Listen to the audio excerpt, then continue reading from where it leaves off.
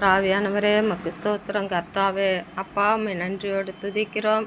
கர்த்தாவே அப்பா இந்த நாளிலே கர்த்தாவே இந்த பிள்ளைக்கு ஆண்டவரே பிறந்த நாள் கொண்டாடு கிருபை கொடுத்தீரே மக்கு ஸ்தோத்திரம். ஆண்டவரே அப்பா 3 ஆண்டுகளை முடித்து கர்த்தாவே 4வது ஆண்டு காலெடுத்து வைக்கும் இந்த பிள்ளைக்கு என் தகப்பன் ஆண்டவரே அப்பா நீத்தாமே அப்பா எல்லா ஆசீர்வாதங்களிலும் நிறைத்தருளும்படியாய் ஆண்டவரே இந்த வேளையிலே ஜெபிக்கிறேன்.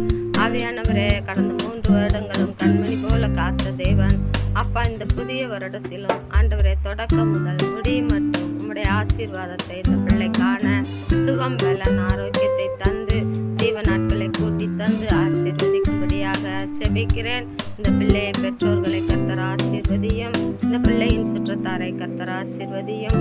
ஆவியானவரே இந்த பிள்ளைக்கு உண்டான யாதொன்றையும் கர்த்தர் ஆசீர்வதிக்கும்படியாக இந்த வேளையிலே நான் ஜெபிக்கிறேன். இந்த பிள்ளைக்கு நல்ல ஞானமும் புத்தியும் அறிவும் தந்து நல்ல முறையில் படிக்க கர்த்தர் கிருபை செய்ய வேணுமாய் ஜெபிக்கிறேன். ஆவியானவர் தாமே ஆசீர்வதியும், பலப்படுத்தும், கிருபைக்குள்ளாய் மூடி மறைத்துக் கொள்ளும். இந்த பிறந்த நாளை கர்த்தர் ஆசீர்வதித்து அப்பா முக்கு ஸ்தோத்திரம் உடைய கிருபையினாலே இந்த பிள்ளையை தாங்கி வழி நடத்த வேணுமாய் ஜெபிக்கிறேன். துதி கன மகிமை எல்லாம் ஏன் மச்சான் நான் அடிக்கக்கூடாது. அபிச்சா அபிச்சா அபிச்சா அபிச்சா எங்க இருக்கா? அபிச்சா குட்டி, அபிச்சா குட்டி.